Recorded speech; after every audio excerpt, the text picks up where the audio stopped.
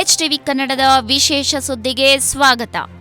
ಭಾರತದ ಭವ್ಯ ಇತಿಹಾಸ ಮತ್ತು ಸಾಂಸ್ಕೃತಿಕ ಪರಂಪರೆಗೆ ಜಾಗತಿಕ ಮಟ್ಟದಲ್ಲಿ ಮತ್ತೊಂದು ದೊಡ್ಡ ಗೌರವ ಸಿಕ್ಕಿದೆ.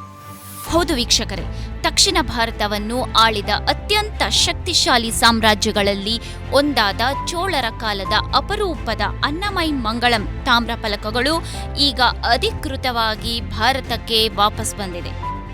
ನೂರಾರು ವರ್ಷಗಳ ಹಿಂದೆ ಭಾರತದಿಂದ ಪರದೇಶದ ಪಾಲಾಗಿದ್ದ ನಮ್ಮ ದೇಶದ ಹೆಮ್ಮೆಯ ಪುರಾತತ್ವ ಸಂಪತ್ತು ಈಗ ಮರಳಿ ಮಾತೃಭೂಮಿಗೆ ಸೇರಿದೆ. ನೆದರ್ಲ್ಯಾಂಡ್ಸ್ ದೇಶವು ಚೋಳರ ಕಾಲದ ಪ್ರಾಚೀನ ತಾಮ್ರ ಫಲಕಗಳನ್ನು ಭಾರತಕ್ಕೆ ಗೌರವಪೂರ್ವಕವಾಗಿ ಹಿಂತಿರುಗಿಸಿದೆ.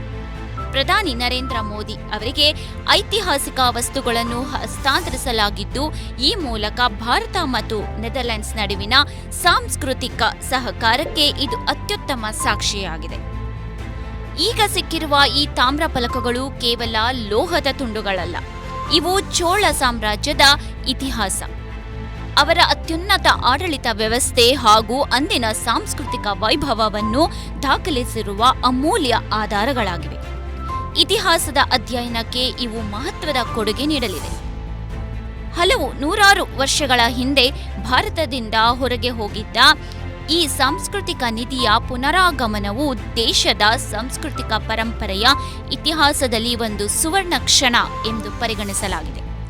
ನಮ್ಮ ದೇಶದ ಇತಿಹಾಸದ ಪುಟಗಳನ್ನು ತೆರೆದಿಡುವ ಇಂತಹ ಅಪರೂಪದ ದಾಖಲೆಗಳು ಮರಳಿ ಬಂದಿರುವುದು ನಿಜಕ್ಕೂ ಪ್ರತಿಯೊಬ್ಬ ಭಾರತೀಯನು ಹೆಮ್ಮೆ ಪಡುವಂತಹ ವಿಚಾರ. ಇದರ ಶ್ರೇಯಸ್ಸು ನಿಮ್ಮೆಲ್ಲರ ಹೆಮ್ಮೆಯ ಪ್ರಧಾನಮಂತ್ರಿ ಶ್ರೀ ನರೇಂದ್ರ ಮೋದಿ ಅವರಿಗೆ ಸಲ್ಲಬೇಕು. ಇದು ಪ್ರಧಾನಿ ನರೇಂದ್ರ ಮೋದಿ ಅವರ ದೂರದರ್ಶಿತ್ವ ಮತ್ತು ಬಲಿಷ್ಠ ರಾಜತಾಂತ್ರಿಕತೆಗೆ ಸಿಕ್ಕ ಮತ್ತೊಂದು ಜಯ.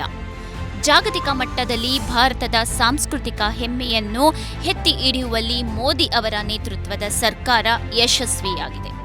ನೂರಾರು ವರ್ಷಗಳಿಂದ ಪರದೇಶದ ಮ್ಯೂಸಿಯಂನಲ್ಲಿದ್ದ ನಮ್ಮ ದೇಶದ ಪರಂಪರೆಯನ್ನು ಮರಳಿ ತಾಯ್ನಾಡಿಗೆ ತರುವಲ್ಲಿ ಅವರ ಗಟ್ಟಿ ನಿರ್ಧಾರ ಮತ್ತು ಅಂತಾರಾಷ್ಟ್ರೀಯ ಬಾಂಧವ್ಯ ಪ್ರಮುಖ ಪಾತ್ರ ವಹಿಸಿದೆ. ನಮ್ಮ ಪೂರ್ವಜರ ಸಾಂಸ್ಕೃತಿಕ ಆಸ್ತಿಯನ್ನು ದೇಶದ ಹೆಮ್ಮೆಯ ಸಂಕೇತವಾಗಿ ಮರಳಿ ತಂದಿರುವ ಈ ಪ್ರಯತ್ನ ಪ್ರತಿಯೊಬ್ಬ ಭಾರತೀಯನೂ ಹೆಮ್ಮೆ ಪಡುವಂತೆ ಮಾಡಿದೆ.